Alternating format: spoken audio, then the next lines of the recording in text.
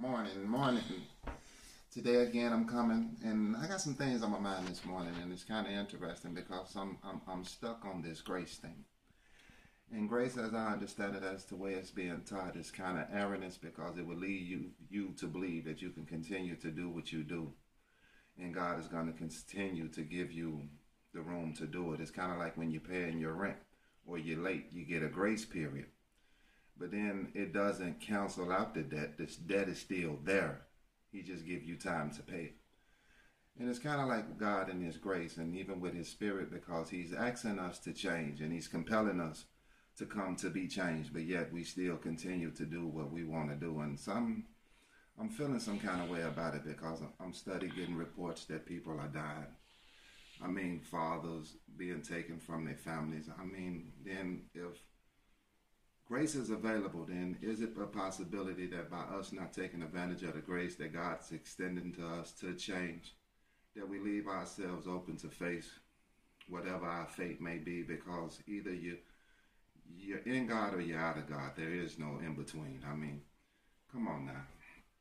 God extended the grace to me to change my life. And then as a result of that, I have a quality life. I mean, I'm happy, and for the first time in my life, I can be on video and it don't say wanted. God has the power to change some things around, but yet we're being misinformed because we're led to believe that we can continue to live the way that we're living.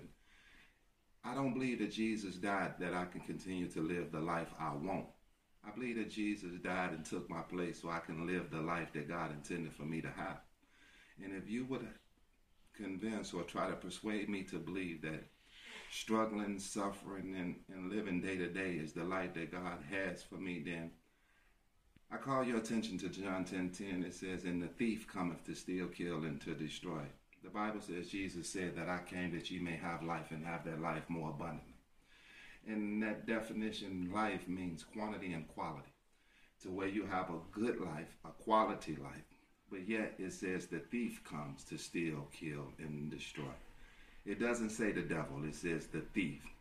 And whatever's stealing from you the joys or pleasures of life that God has offered you cannot be of God. I mean, come on now, let's just be real. The arguing, the fussing, the fighting, the complaining, the strife, the envy, the jealousy, the hatred, these things cannot add to your life one way or another, but yet we continue to indulge ourselves in these activities that bring about this type of behavior or attitude. You got some people that love you but don't want to see you do well, but yet you continue to be faithful to these individuals. Yet you have some people that don't love you enough to see you go to the next level or be willing to sacrifice for you, but yet they encourage you to continue to promote behavior that brings you into conflict with God. Okay, how many people wanted to turn up last night and turned up last night? Now call them and say, let's go to church in the morning and see what the response is going to be. So I'm just saying, pick your crowd and choose your battles. The fight you fight ain't your fight. If the life you live in is for God, then let God be true and all people are liars. Don't keep continuing to compromise or block your blessings trying to please people that are unsatisfied with themselves or with you. So with this grace, if unmerited favor means that He's going to overlook and continue to overlook your offenses, let's just test it and try it.